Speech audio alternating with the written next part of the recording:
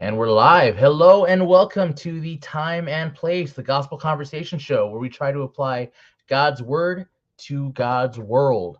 I'm Julian. Solomon is not in today. He's taking care of some dad stuff, so he is indisposed. We're coming at you from the home studio, aka my bedroom, and we're joined by a special guest today, Mr. Darren Doane. Darren, how are you, man?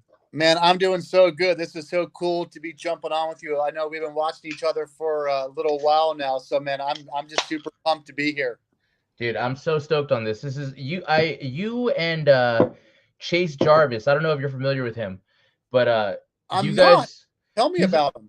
he's a photographer who does brand work, and I was watching a video about him, and he put out a book called The Best Camera is the One You Have. And Yep. his philosophy was, your iPhone is better than any camera that any great photographer has ever had in history. So if you want to be a photographer and you don't have a camera, you have one in your pocket, use your phone. I love it. So that kind of started with that. And then you had the same philosophy for filmmaking too. The iPhone is one of the best film cameras you can get right now. So why not use it? And that really kickstarted me into kind of getting into, I guess I would call them short film or content, whatever the kind of stuff I make was just my family, trips we take, stuff we do like that. So yeah, that really got me motivated. I mean, that's the best training too, man. I mean, I think, having to be spur of the moment or kind of in the moment and then composing, I think it's just such an underrated skill. There's definitely a skill of going somewhere, setting things up and that process and that craft. And I have a lot of respect for it, but man, to be in the moment and trying to compose and be in and be out, meaning you're in the moment, but you're out composing, you're putting the camera down or you're documenting. That's a whole other craft. And I think it's, if you can hone that in a little bit, it's just a phenomenal skill set. Yeah, and it's really perfect now. I feel like now is the coalescence of like with iPhones and GoPros and just all the rigs that you can get and stuff. It's perfect to just like go right now, whatever you got to get. I love it. I love it. So for everybody who doesn't know, why don't you give us a little background on you, kind of what you do now, how you got there? Yeah. So, I always like to say I'm a filmmaker by trade. That's kind of what I've done for a living as far as an actual categorical skill set. I wanted to draw comic books all throughout junior high and high school. Just didn't get hired as I was leaving high school. I couldn't find a gig doing it. Wasn't going to college, and filmmaking was kind of my backup. I loved filming. I had a video camera all through the 80s, now 1990 when I graduated high school. All my friends were in bands growing up. I love music videos. I was like, well, I should just start trying to do this. So I was like, I'm going to be a music video director, which just meant I was going to do bar mitzvahs and quinceañeras and weddings. And, that became, the area I grew up in, large Hispanic area. So, I mean, I was doing quinceañeras all the time. And it was like, so I had, literally going from bar mitzvahs to weddings to quinceañeras to, just if anyone had an event, I was just gigging. I ended up being like my friends that were in bands, like, which was always that was my mentality, which was you just took every gig. You're right. You gig, and music videos took off pretty quickly. Because I was the only kid around that was like a kid. And when kids started making music, bands like Blink 182 and all this pop punk that was now going to become the mainstream, proximity matters. I was the only one around. And it was like, we have to make a music video. There's this guy, Doane. He's kind of our age. We should make it with him. And of course, when you're brand new, you're the cheapest as well. So it was this merging of those two worlds. And then that just took off, and it went from pop punk bands became pop bands. And then I was the pop punk kid, then emo and screamo. And I was always into heavy metal. And so when metal kind of came back around, I knew metal and I loved metal. And so then I became the metal director, and I loved all that stuff. And then you get older, and then it was Jason Mraz and Buck Cherry and Zach Brown Band and, Deftones, and it was like, Kid Rock. And it just, before I knew it, I was old enough. And if you stick around long enough somewhere, you kind of become the man because you just don't leave.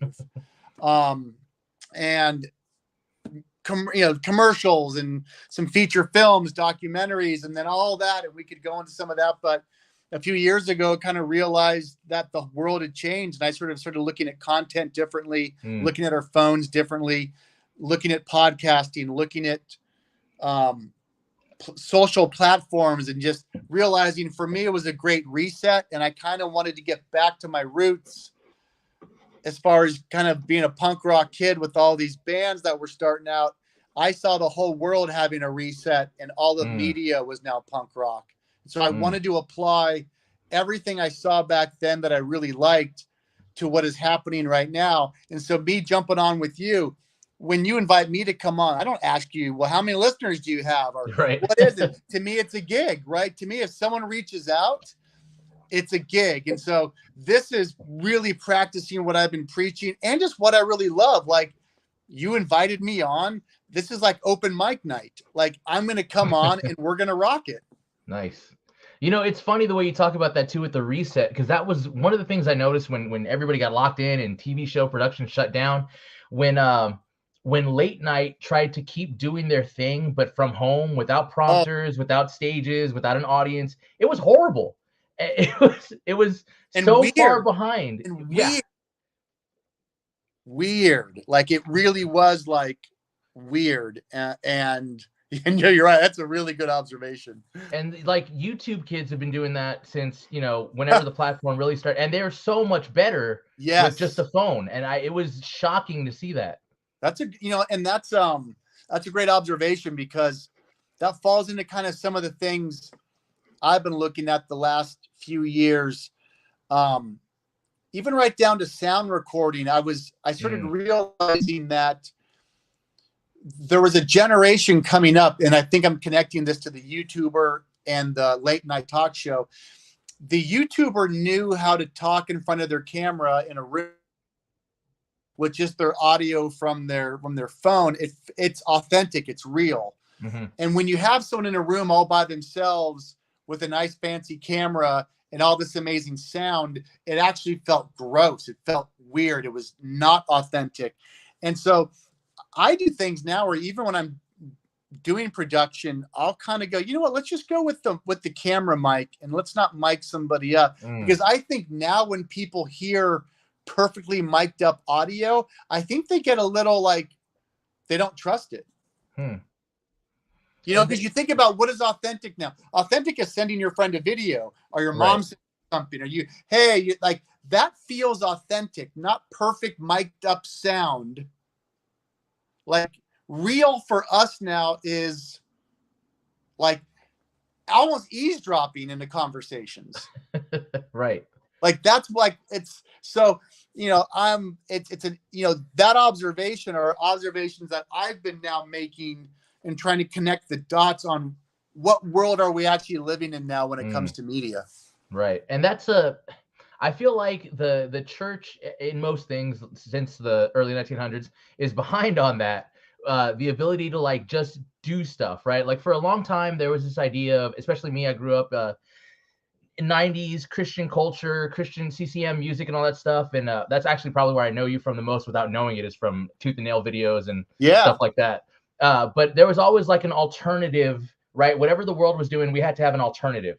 And it wasn't quite as good, wasn't quite as polished, but we're doing the best we can. Or with movies too, with some of the stuff like Facing the Giants or Courageous. It was trying to do what they did without the budget, without the actors, without the script writers.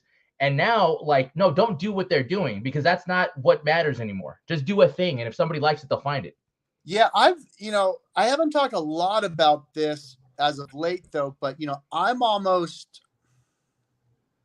you know, again, I became a Christian in the mid to late 90s, in my 20s. So I kind of had to get educated on Christian culture. I mean, I knew Christian culture. I'm an American growing up in America. I know Christian culture, but the Christian subculture was something that I had to learn, because it was a new world, right? It was like, why do you have all those kids from Africa on your refrigerator? Oh, okay. Like, growing up, like, which is kind of funny, right? Like, you don't see a bunch of like liberals, they're both Democrats growing up with like kids from Africa on their refrigerator. It's really interesting how even as you get into Christian subculture, you start to see things that you don't see anywhere else. Mm-hmm. And they're actually kind of like amazing, you know, like, oh yeah, those are our 8 adopted kids we're sponsoring that we're praying Right. for. You know, like that's only in a Christian subculture. Right. Right. So I had to learn, you know, all the new jokes and who you make fun of. And okay, was Carmen really as bad as they said? Or like, I'm kind of looking at Carmen from a distance going like, dude's kind of a baller. You know what I mean? Like, you know, just trying to learn, like, you know, like just, you know, and never losing sight coming to Christ in my mid-20s and really kind of being a culture shaper in some way, shape, or form. I was a part of culture shaping, Mm-hmm. although I think we're all doing that. But I had more of a something somebody would say that you're helping shape culture.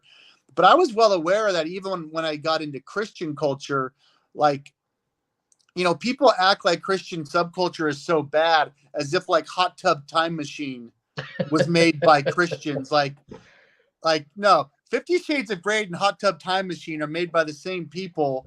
And so bad is still bad. I just think that the Christian subculture could only finance so much. Right. That what you see are the blemishes are easy enough to see. Yes. And at any given weekend, at least before COVID, you know, there was 15 new movies out every weekend, and most of them were bad.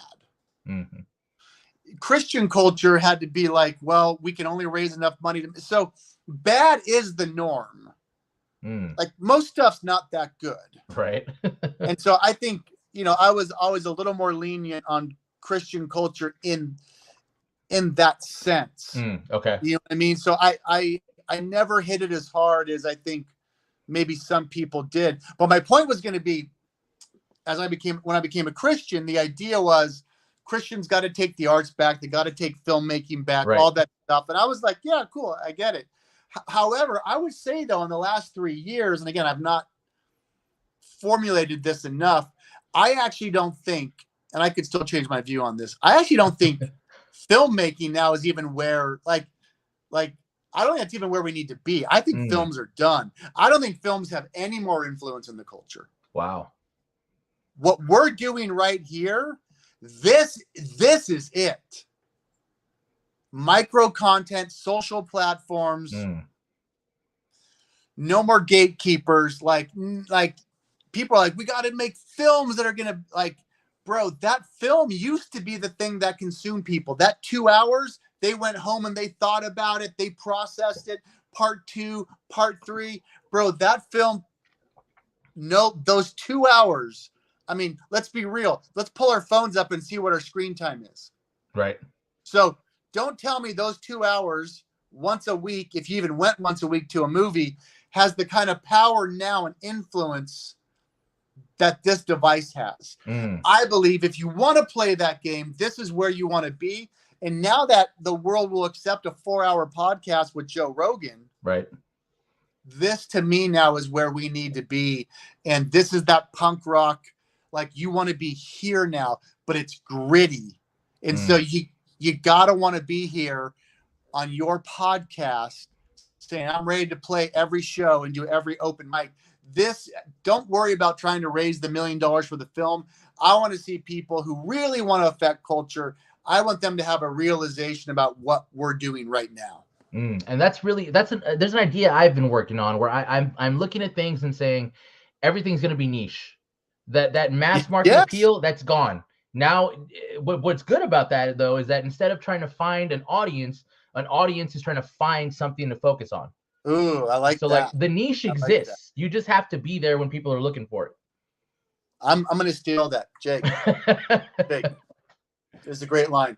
Don't think about what audience you're trying to go serve. Realize that there's an audience out there waiting to be served. Yes. Right? Like that the niche is there. So let's remember that. I'm stealing that. And what I like about that is, what is the niche on 8 billion people?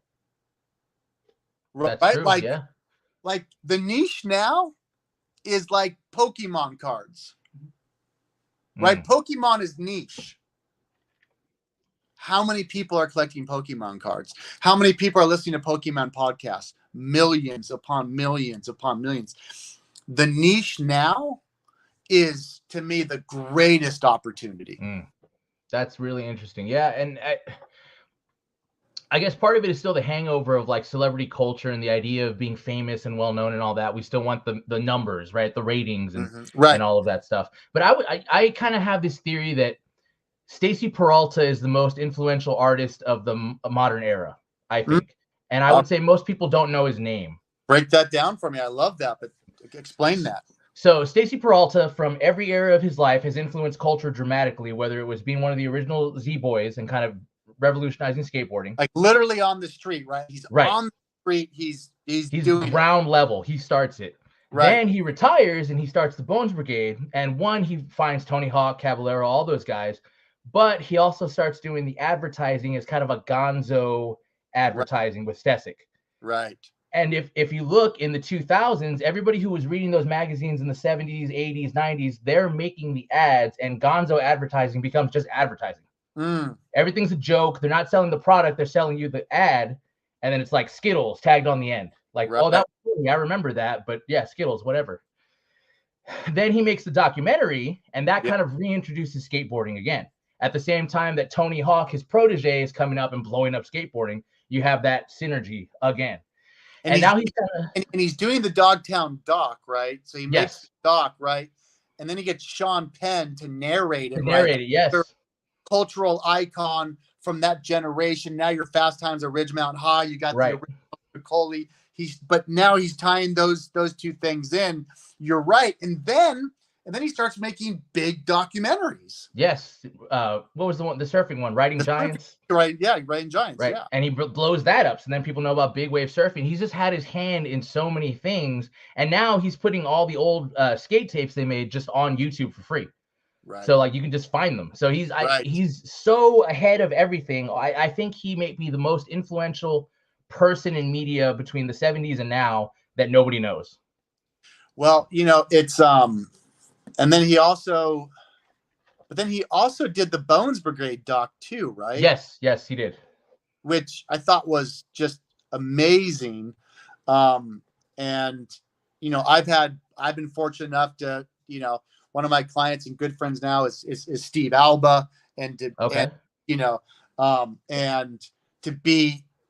have access to some of those guys and hang with those guys. And I'm blanking in the Bones Brigade documentary. Who is it again? Who's the guy that kind of becomes the most famous because he's the one that keeps showing up? Lance Mountain. Lance Mountain, right? I've gotten to know Lance, but when I saw that documentary, I was like, oh my goodness! Think about the lesson you learned from Lance Mountain, right? Just show up. Right. He wasn't the best. Right. Like that to me, there is like, there's something about the Lance Mountain story for me that I was so drawn to. Like that dude just showed up. I don't know. I found it so inspiring. And I've known Lance now for like over a decade. Never knew that part of his connection with everybody. Yeah, he is that guy that's really inspiring in that way, that he was just there, always ready to go. Like, I'll do the ad, I'll take the picture, I'll do the thing, light my board on fire, I'll do it. Right. Like I just and I think we think now somehow that like that's selling out, or not now, but not now. Let's say the last 15, 20 years, like, I'm not going to be a sellout. I'm not going to hold the Gatorade sign. Like, I mean, like, what, like, and then you look at Lance Mountain, you're like, that dude's like, I'll hold the sign. Right. Like, I mean, I was thinking about this, my dad would always say to me, he'd just shake his head and, kind of old school little Mexican dude. And my dad would always say to me, like you bought a shirt to promote somebody. He thought that was the funniest thing. He said, growing up, if you said like if you wanted to have your company name, you gave it for free. Right. Like you're paying to have that. I mean, we are all walking billboards, right? Like this idea of selling out, like it's just really funny. I'm wearing like giant Coca-Cola hat everywhere I Oh, go. Yeah, I like Coke. what is your nationality? I am Hispanic through, so I'm also just a little Mexican guy. But Okay. Yeah. I always love that Hispanic Mexican distinction. What are we? What yeah, are you? it depends where you are and who you're talking to. That's Yeah, the it does. distinction. Yeah. Yeah. Depends what you want to get or get through. Yes, exactly. How much do you want right now? That's going to determine what you are. Did you grow up drinking orange soda? No, no.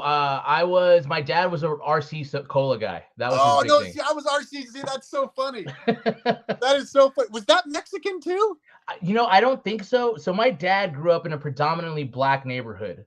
Uh, he was like, his life is so bizarre because he was a first generation American citizen, right? His older sister is from Mexico. He's the first one born here. Uh, English was his second language, but then he grew up in a predominantly black neighborhood. So he was into soul, funk. He was a huge Prince fan. Okay. Then he gets saved in like the late 80s, meets my mom, and then has like a second life, complete switch, Yeah. goes to seminary and all that kind of stuff. So, Whoa. yeah, crazy story. But that's just so funny because my dad's Mexican and we had orange soda and art and Royal and RC. So I'm wondering if there's a connection. The RC, it might be. I'm gonna have to dig into that. We got it's a whole other Here, show.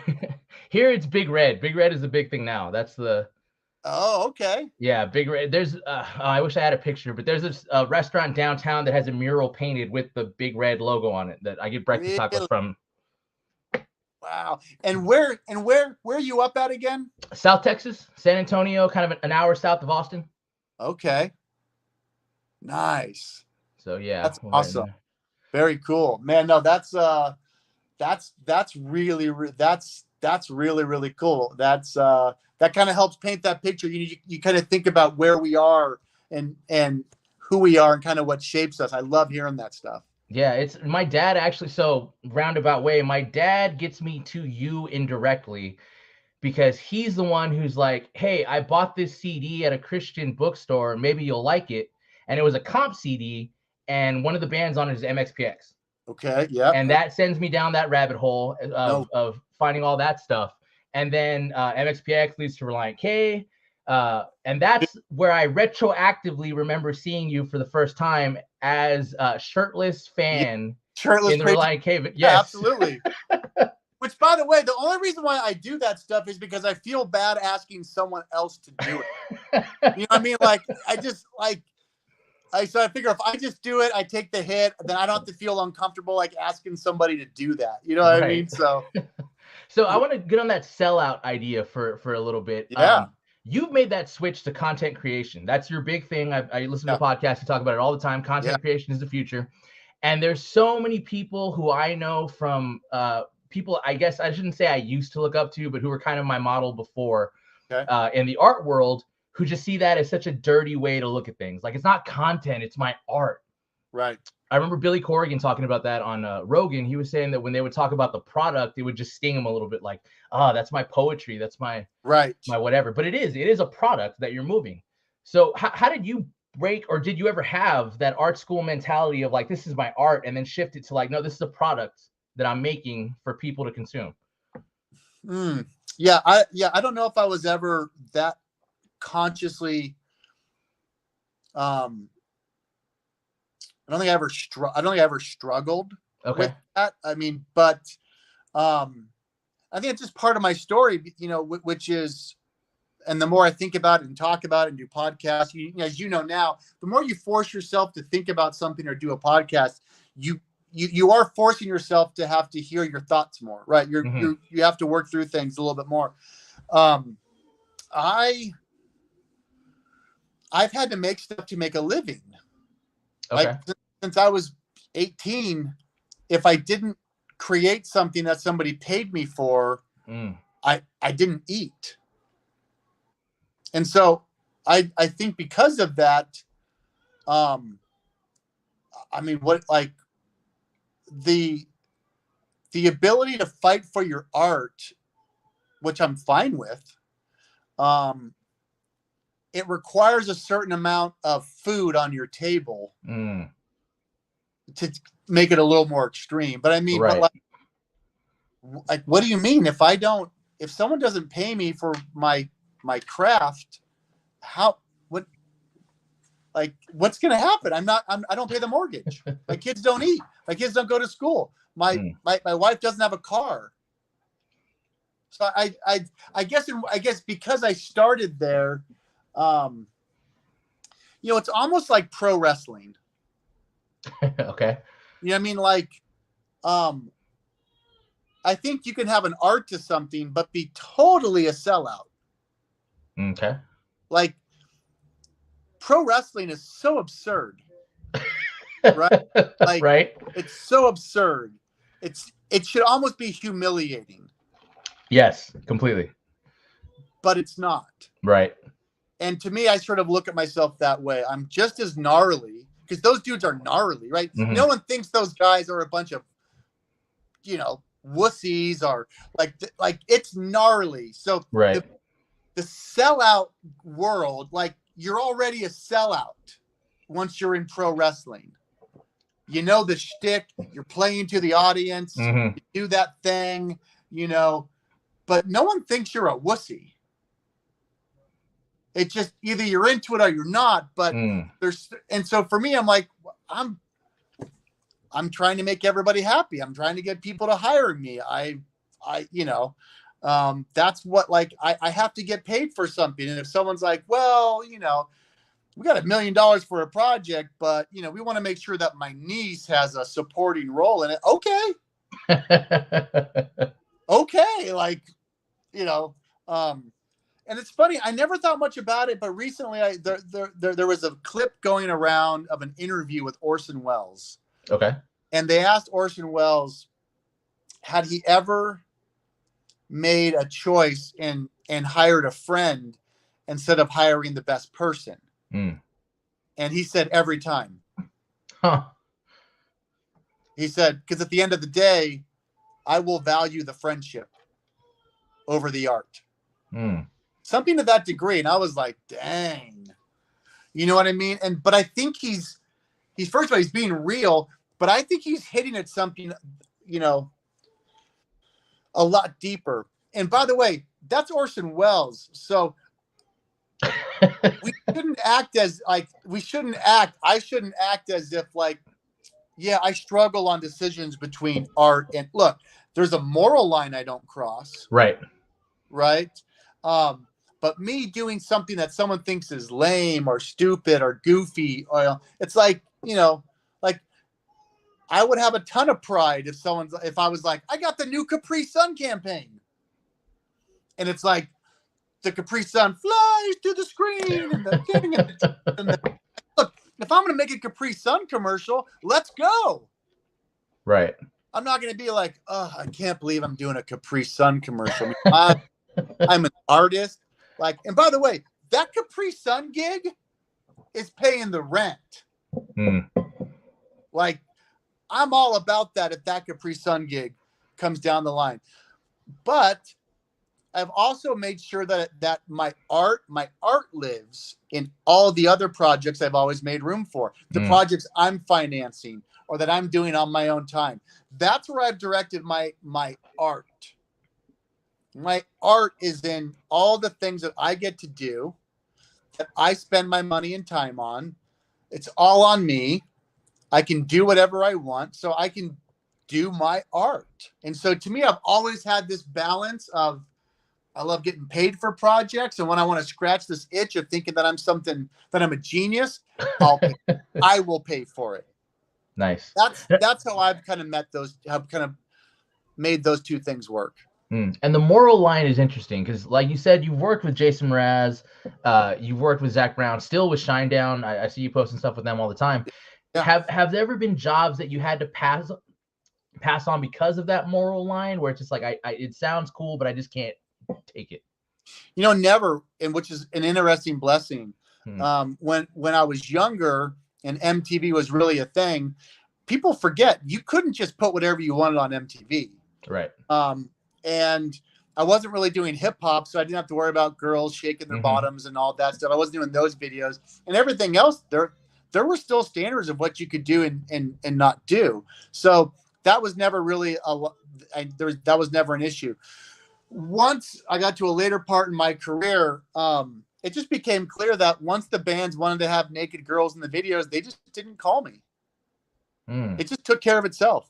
That's interesting. Like, that's funny. Yeah, okay, we've got this video. We're doing all this with Doane, and then when the phone wouldn't ring, literally I would say, let's wait and see what the video looks like. And it was always like singer with hot chick in bed. Like, okay, yeah, they knew. It just, you know, it's like Office Space. It just took care of itself to not send the check. Like it just took care of it. So it just takes care of itself. Now I like too that you're working with those bands because I watched I think one of the first long form talks I watched you have was at ReformCon when you kind of talked about, you know, punk rock Christianity and how we all come from everywhere and we're all here now. And you clearly had no qualms, none of that like punk rock, I'm too good for this, I'm not going to be a corporate sellout.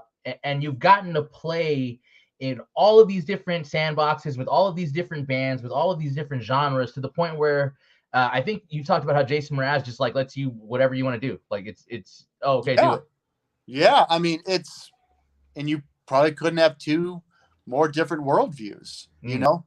But when we get together, I think we talked politics once. I think on the last album cycle,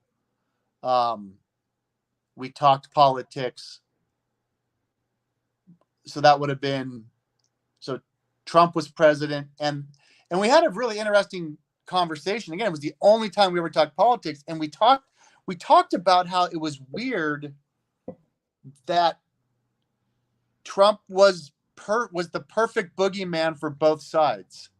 And we just had this really interesting conversation. How it seemed really strange that Republicans could hate him and Democrats could hate him, and they each had a category that they were able to hate him. And we both thought that was really fascinating. That everyone was like, how could you have Democrats and Republicans both think he's a fascist? Like, it's weird. Like, right. Like not different types of boogeymen. They each saw him as this thing. And that was the only time we ever talked politics. For the most part, when I get together with people to work, especially someone like Jason Mraz, that dude is mellow and chill as people think he is. He's a savage. We go to work. He will work 25, 30 hours. I mean, he's ready to work. And so the thing that I connect with people on, even if we have complete worldview differences, religion differences, all that, when we show up, they know that we're going to both try to outwork the other person. And we ain't got time to talk about stuff. Like, we're there to work, you know? And so not a lot of that stuff really comes up. I mean, I think people are pretty clear now on what I believe, and just I'm out there. And so people know that. And so, yeah, I don't think I don't think too much about it, because I just think I show up and I work, and I hope there's a great product, and I don't shy away from being a Christian. I probably have slower conversations now that I'm older than I did 20 years ago. You know, I don't just jump into a presuppositional argument and start smacking by what standard. You know, I there's a little more nuance to the conversations I have with people now. And we live in an age now where the nuances are even more palpable. So the nuances are really interesting, because you can talk to someone today and go, remember like just 3 years ago when it was impossible for a man to become a woman? Like 3 years ago. Like, no one believes that. Like, there's things you can really, how did we get there? What's going on? Like, when does 2 + 2 not be 4? You can really have those conversations now, you know, COVID, and okay, are we, you know, doesn't everyone kind of think everyone got played somewhere now? Like, right. You know, Democrats, are we really stoked on Joe Biden? Like, you know, when you have someone like Trevor Noah on the Daily Show saying, look, Trump would have never let this happen. I mean, it's just really fascinating. Yeah. And that's I think COVID, the blessing of COVID, if I can say it that way, was that all of the facades and rules kind of broke, Yeah. and everybody just was what they were in Front Street. Like there's no more niceties or it's just whatever you are, it's out in the open, all up front, which is cool. But yeah, I just don't think we were prepared for it. I think again, I think the only people that were prepared for it were Christians with a backbone. I really believe that those are the only people who were really prepared, were Christians who had a backbone, and that can be defined in a couple different ways. But those were the people who were, again, and Christians with a backbone who understood the idea of culture and engagement. Mm-hmm. This was like, okay, the game is now started. Everyone else has been playing catch up. Wow. And that I like the idea of Christians with a backbone too, because Christians are afraid of social media. Like that's an unavoidable truth. They're worried about what it does to people, what it can be used for, how it can shape perspectives that aren't true or aren't real. And you've been an advocate for it for a while now, that it's just another tool. As long as you use it and don't let it use you, it's just another tool. What are we missing? What is the majority of Christians missing about social media that they're all still afraid of Facebook, or they're all still afraid of YouTube? I think it does. Okay, my rude, shocking, maybe trying to push the boundaries a little bit would be, and again, not just Christians, but let's just say Christians. The reason why they're scared of social media is because it calls their bluff. Okay. Okay, now that's I might be right there. I wouldn't die on that, but the thing that social media does in general, so I'm happy to apply it to Christians, is it does call your bluff. Well, what's your excuse? Okay, do you want to do a podcast? Do you want to make films? Do you want to create an online course? Do you want to have an idea for a t-shirt that you can literally just set up a Shopify account and just have an idea? And as long as you can communicate it, never handle a physical shirt ever. Right. But see, it calls your bluff because you say, hey, I have this great idea for a clothing line, and it's a Jesus slogan thing. Well, guess what? You get to get that idea proven to you in less than 24 hours if anybody wants it. We used to be able to take ideas and go raise money and talk about them and show business plans, and you get this whole thing up, and and people kind of paid you to be developing. Well, once you have this great shirt idea, okay, now what? Because it's all automated now. Any shirt can be made and shipped, which means now all you have to do is just show people that this shirt exists, and they hit a button and they buy it. And now you realize nobody cares about your shirt. Nobody cares about your beer. Nobody cares about your shoe line. Nobody cares about your ministry. Like, what do you mean? Like, we get to find out right away. Well, but the algorithm and Instagram's not holding it, but TikTok. Okay, well, TikTok there. Well, I got on TikTok and they banned me. Well, why did they ban you? Well, I made an abortion comment. Well, guess what? If you keep driving down the highway with aborted fetuses posted all over your car, no one's going to talk to you. And so everyone's like, I can't believe they stopped my car from being on the highway. I was just like, it's like, there is a way to use the highway for something other than an aborted fetus campaign. You use it to drive to get to work, to get milk, to go on a vacation, to go pick somebody up from the airport. Social media has to be seen that way. There's a lot of things we can do before we jump on it and say, oh, they don't want to hear the gospel. They don't want to hear about abortion. They don't want to hear about homosexuality. They don't want to hear about trans. They don't want to, look, there's a lot of things that can be done. So to your question, I think one, it calls your bluff.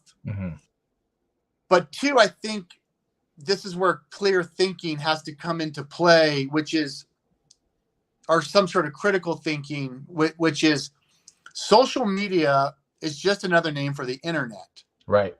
So I get it. If you don't like the internet, you're not going to like social media. But don't tell me you hate social media, but you're all over the internet. Or that you're on Amazon. Amazon is just the internet. So I just don't like how these arbitrary categories get made and sort of sweeping social media is just so dumb. As opposed to what? 90% of the outfits at church? Like, are we, but that's what I mean. Like, well, wait a minute. Like, you can not be in style. That's fine. Like, what do you like? Why are we judging someone that might not know what we think is a cool shirt? Like, why are we judging what we like? Look, if it's a moral thing, let's find it and let's beat it up. Right?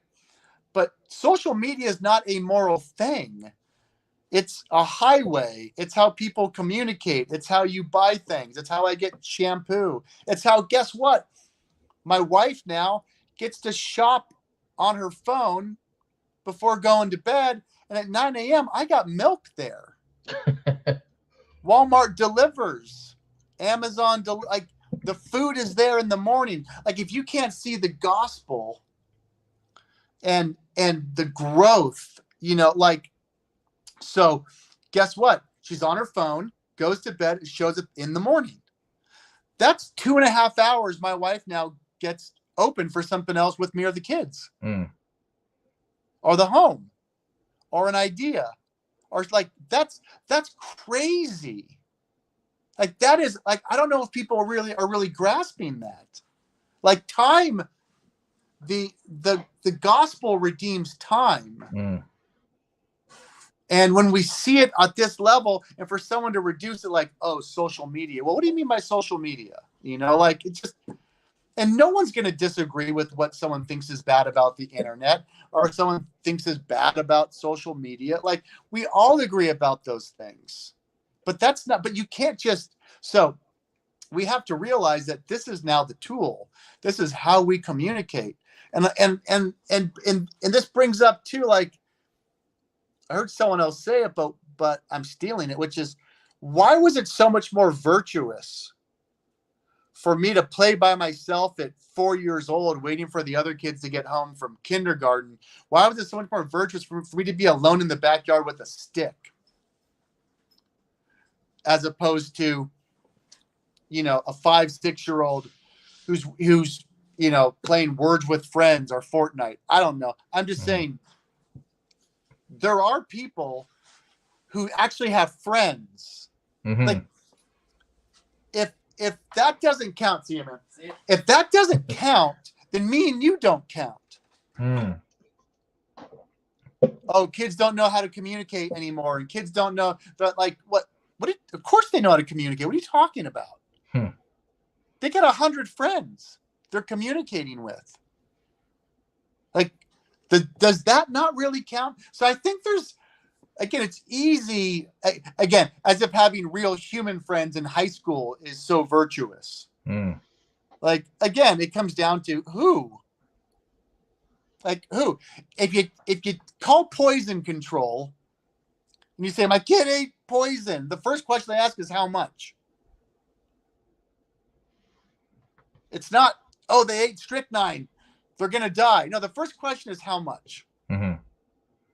I just think that's the question. It's just, it's how much, and how much with what? Like, I look at my screen time all the time and show people. I run my business. I run my life. I run other people's businesses on this phone, and I'm under 5 hours a day of screen time on my phone.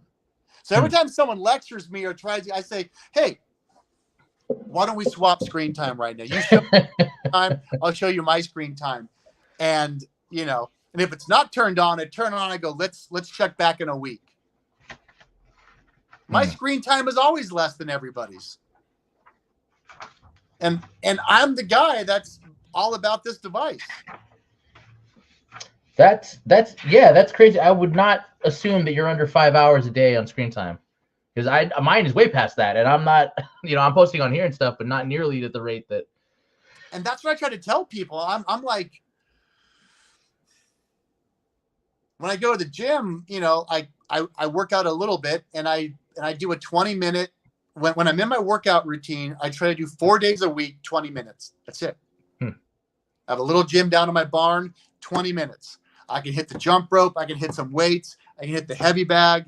I can do some curls. So I hopefully get some biceps going, and then I'll do squats, right? 20 minutes. That's it. I set my timer. I put music on. Even if I'm slow, it's 20 minutes. That's all I try to Now, if I go to the gym, I got to drive to the gym. Right. Let's just say it's 15 minutes to the gym. I got to get ready, warm up. When you walk in the gym, like I got 2 hours by the time I drive to a gym, work out, and get back. Right. Or I put it in my barn, or you get all CrossFit style and just do push-ups and squats, and get all Herschel Walker style and just push-ups, squats, sit-ups. I'm more interested. And so I like finding how to use. That's what I mean by this is a tool. And this is the greatest tool that has ever been handed, that God has ever providentially allowed to put into our hands. This is the most powerful tool that the world has ever seen. So with that, when you're talking about 20 minutes and time, are you a proponent more of consistency, as in a little bit every day, as opposed to the idea of like hours with projects and work? No, I'm horrible at those questions. I don't think about it. I think we know. I think there's a bit of being intuitive, a month or so ago, without so much the backstory, my wife looked at me and said, "I need you to sleep in for the next 2 weeks." I need you to stop. Okay. Okay. And then okay. And there's times I go hard. There's times I chill. There's, the last week and a half, I said, I'm not going to work out. I'm going to eat everything. And I put 15 pounds on in 10 days. But I'll start back up tomorrow, So there's kind of times when you just, at least for me, again, you can start to find yourself going crazy when you think you can control God. And I think when we think we've scheduled his creation in a particular way, I think we're meant to take dominion. We are meant to schedule. We're meant to do things. I've come to a place of trying to be a lot more aware of, as soon as I blink, maybe it's time to just chill, or maybe it's time to turn it on. And again, I think there's a grinding mentality for, again, starting out of high school and just having to pay the bills, and you don't stop. What do you mean you stop? But I think where we're at and what we're going through, I think dictates a lot of those things. So that's why I'm much more of a paradigm person than I am maybe more of a principled person. Okay. I kind of like thinking more in a paradigm sense. And part of the paradigm I think a lot about is, you got to be open for that pivot. And that can be in your diet. That can be in, I've eaten so much cake in the last week. I'm like, oh, I'm done with cake, and it just, so I'm not sure if that answers the question, but I think I'm much more of a paradigm person than I am a principled, I think we go through seasons. Right. No, and that makes sense. I mean, this season, I guess, has been a weird one for us. We're on our second kid. He's 4 months old now, right? So we have a 4-month-old and a 4-year-old. Okay. Our lease is about to be up, so we're trying to move. Uh, both of my parents passed away, so we lost like some help with the kids and everything. Wow. Uh, yeah, I know, it's been nuts. And then on top of all that, this morning I was grumpy because like, why didn't I get to go skateboarding? And it's funny. But this is my point. But this is my point, right? Like, there's no systematic routine that gets you through this now. Right. Yeah, it really is. It's like, well, today, I don't know. Let me hold on for today because that's all I got. Right. Right. And so when those things hit, it's okay. Like, it's, I think what hits me even more when you say that is like, parents, and not just loss of anybody, but I mean, when that's been a part of your help right infrastructure, that's heavy. Yeah. Those are heavy things. And so I when you say that, it's like, I think we have to keep those things in mind, which is why I don't like a lot of formulaic type things. Mm-hmm. I don't think they really take into consideration the day you're having. So I just kind of go like, I don't know, man, you gotta, I mean, those are things where you kind of go, okay. Now, I think having some of those structures are good because then you know what to get back to. So, I think that's really, really good. But, man, we get curveballs all the time. Yeah.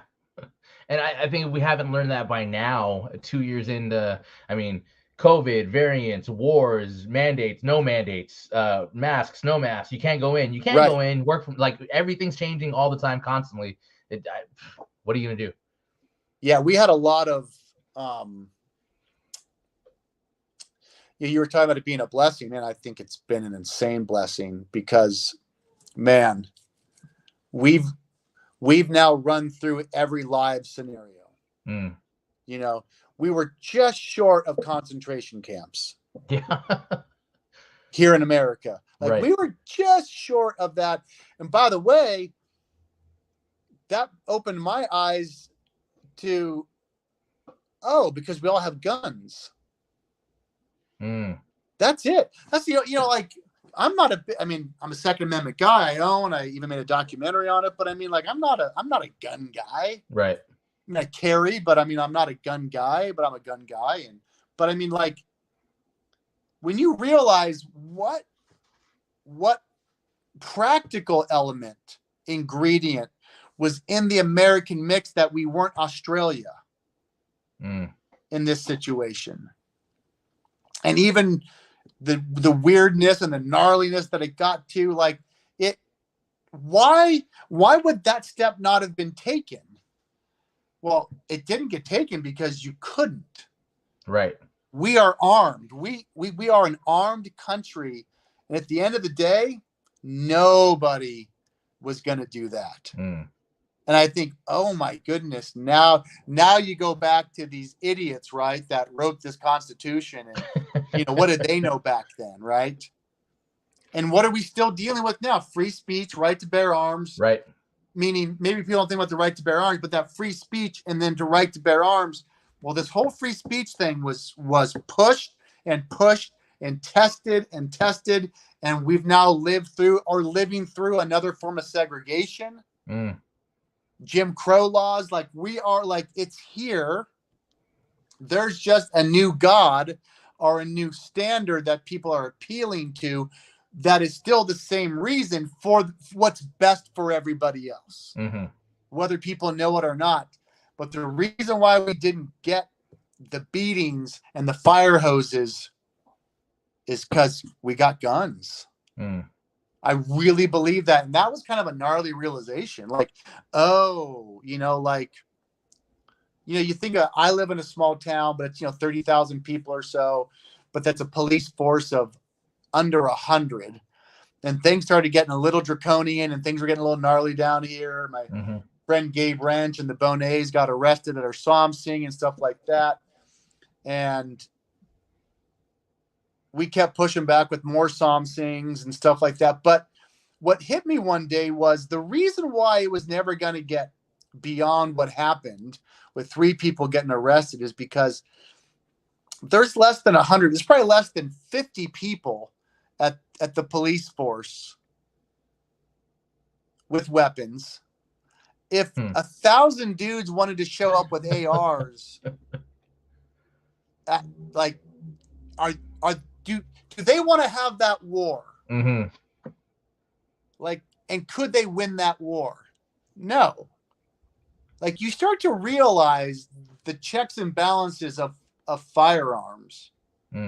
Like 20, 30, 40 people. Let's say you even had them all in and committed against, I know 2,000 people who, if they had to, would at least show up and say, leave us alone. Like 50 doesn't beat 2,000.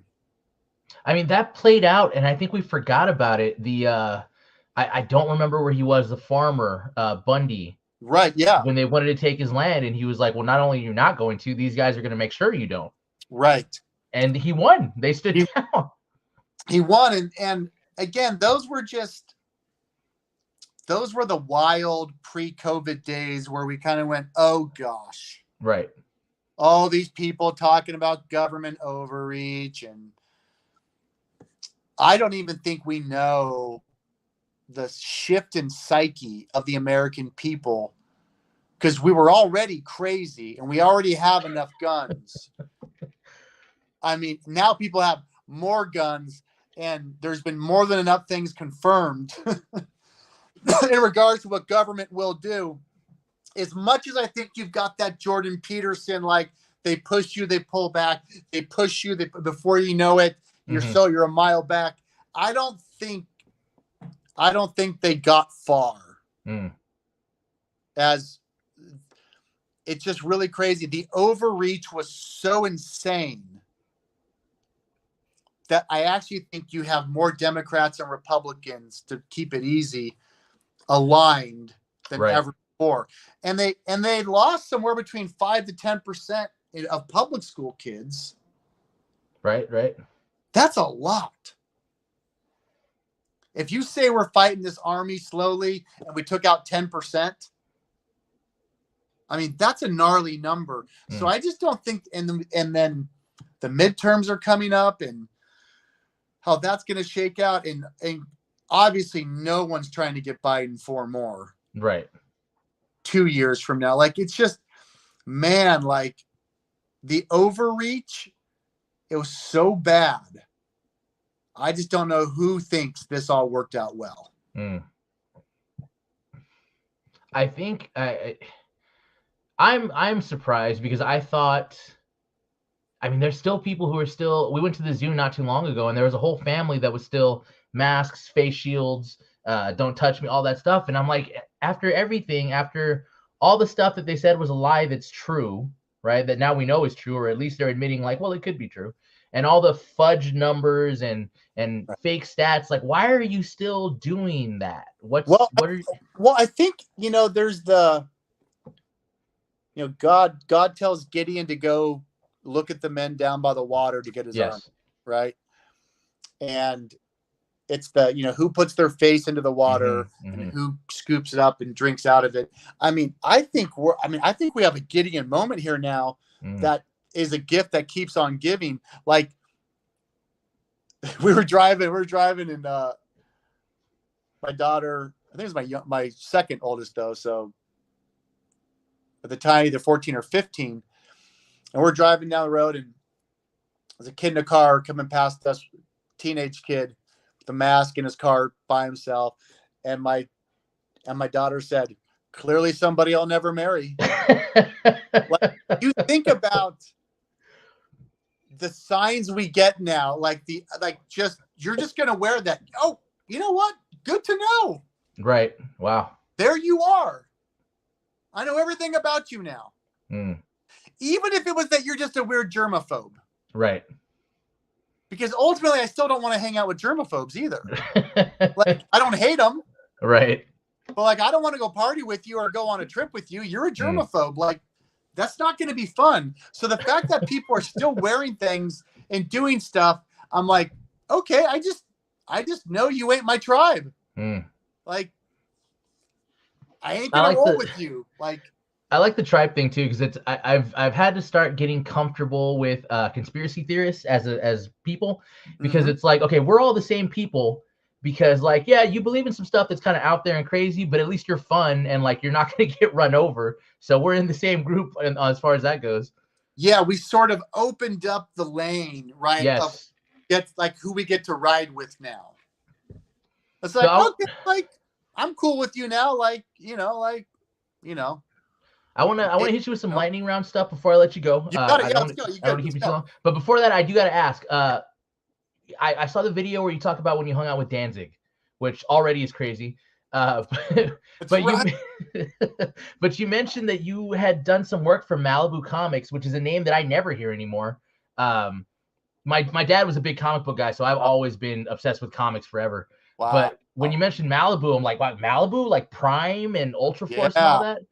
Yeah. How did you get mixed up with Malibu? So I wanted to be a comic book artist. I kind of got all my rejection letters. Um, but in my town where I lived, again, providentially, in Thousand Oaks, where I lived, or right on the border there, one of the towns, Malibu Comics, Malibu Comics was in my town. But at the time, Ah, late 80s, early 90s, it was the black and white run. So you had the mhm, Teenage Mutant Ninja Turtles was right. coming out black. So this black and white punk rock movement of comics was coming out. And then there was Malibu Comics had Men in Black. Men in Black, before it Ah, was a yeah, yeah, movie, was a comic book. right. Men in Black, a couple other ones. And so I knew, of course, if you're a comic book geek, you're going to know there's a comic book company in your town, right? Right. And I was like, this is so cool. And so I knew they were always there. I would submit my work to them.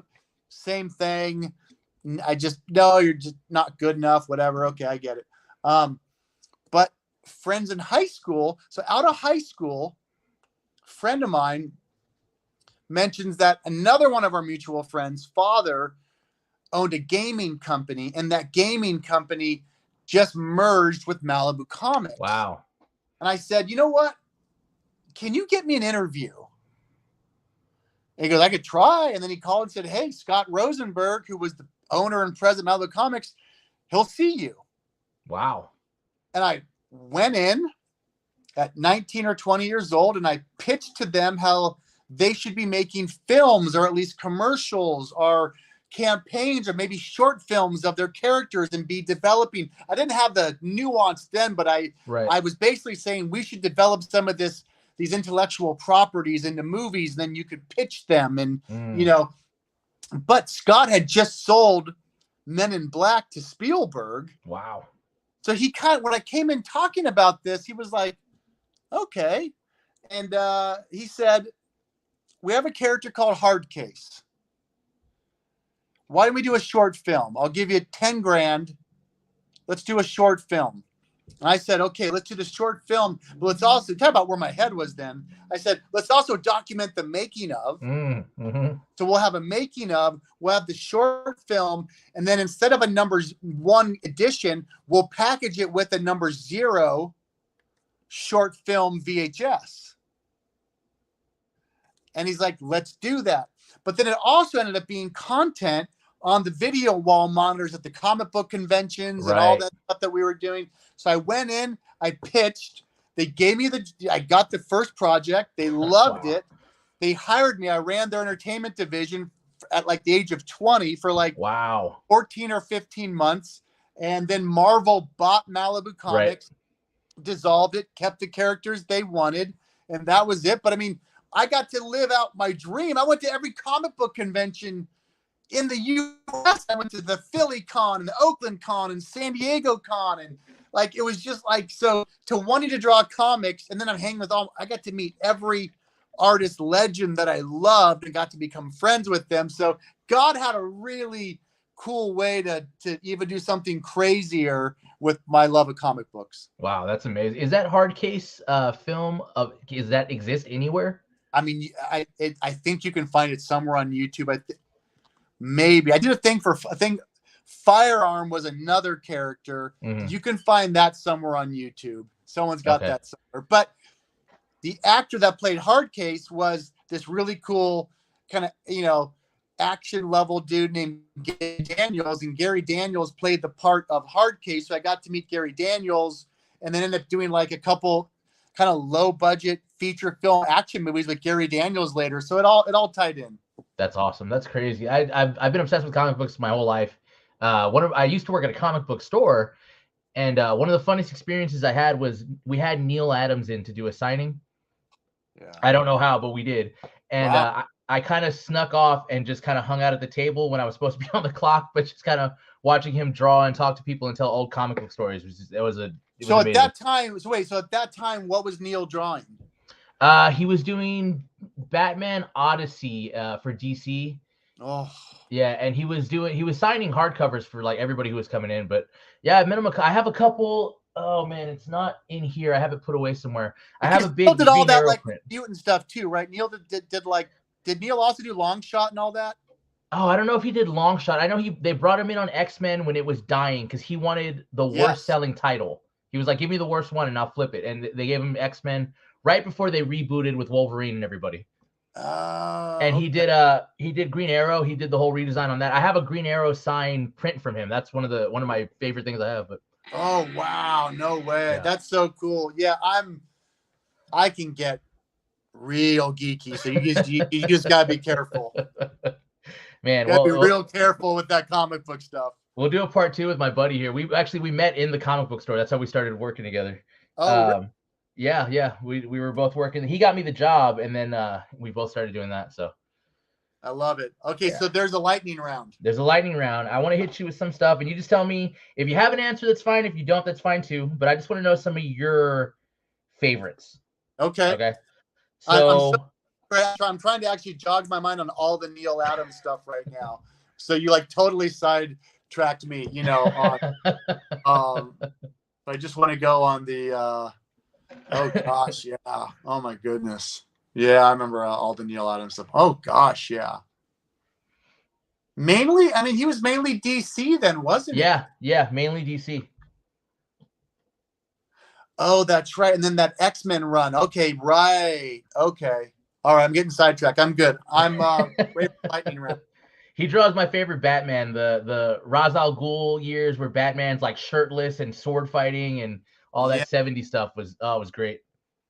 Oh, okay. I'm just gonna X out. I don't get sidetracked. Hey, lightning round. I'm ready. Lightning round. Okay. Favorite movie? JFK. Oh, okay. Favorite filmmaker?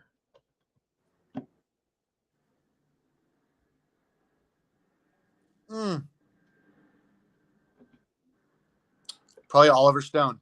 All right. Favorite album?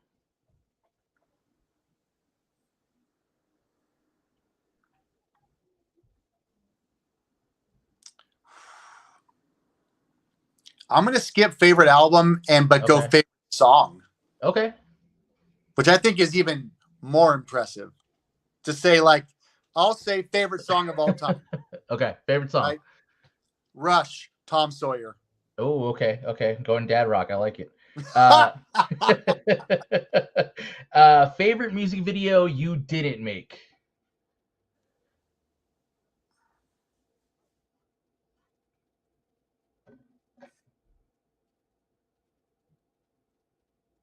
It's both are black and white, two different genres.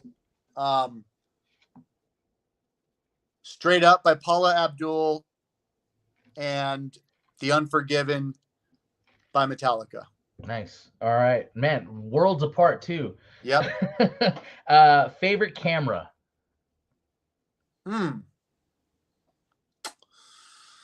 My favorite camera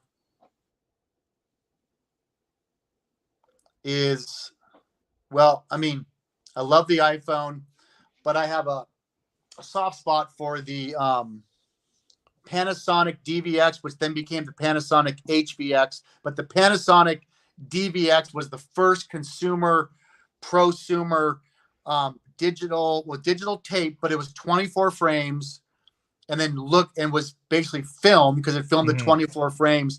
That camera changed everything, and it changed my career, changed my life. So I'd probably go with the Panasonic HVX or DVX. Do you mess with GoPros at all? I don't. Oh, Oh man, I That love weird. GoPros. I love I've them. tried. I don't know how I'm a filmmaker and I can't get through the click button on just how to get to film mode. And then, like time lapse. I'm like, how is every dad in the world making ski videos and snowmobiling videos? And I literally can't even figure out the menu. You know, well, I'll have to get you the app. You do it from your phone now. There's an app. You can control the camera. Way easier. Cuts it down. Oh, Favorite filming location you've ever been on?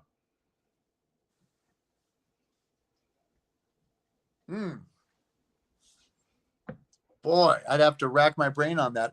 Favorite filming location I've ever been on. I'm probably just going to draw a blank, but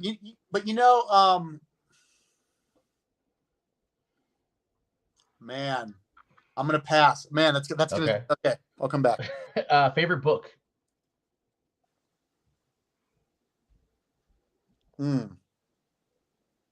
Favorite book.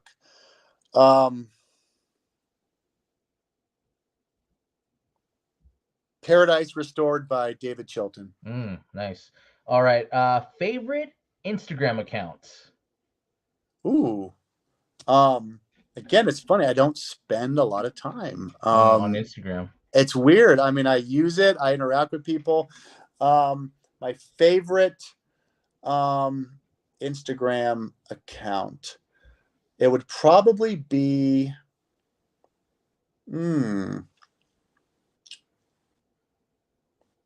I'm blanking on the name. I follow a couple just really obscure photographers okay. who don't do photography for a living. Right. Like rural analytics, but just people that do, I kind of like looking at photography. Everyone says everyone's a photographer these days. I mean, so what? I'm amazed at just the photography people do now and the access, and because of that access, seeing what people see. So that's probably, because I don't do a lot of, I just kind of follow my feed. So I'd have to probably look at my feed, see what's popping. Favorite YouTube channel, if you have one? I don't watch anything on YouTube. Oh man. All right. Last one. And I might know where you're going to go with it, but just want to know one piece of film advice you would give somebody.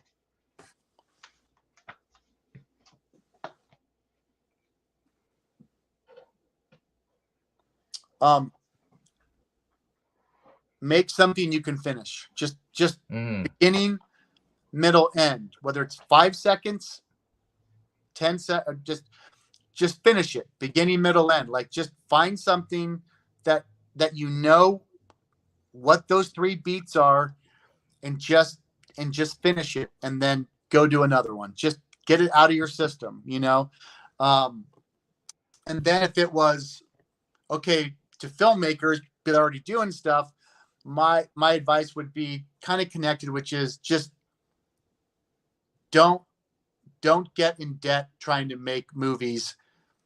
Work as much as you can telling stories that you can do on your own dime, on your own time, and then it will come to you. Don't overextend yourself, because I think that gets tied with filmmaking. It's like, right.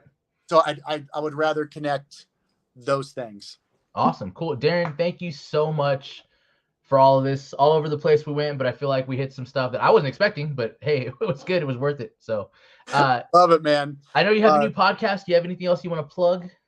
I just dropped I have a new series called All My Friends Are Heretics that I just dropped episode 1 yesterday.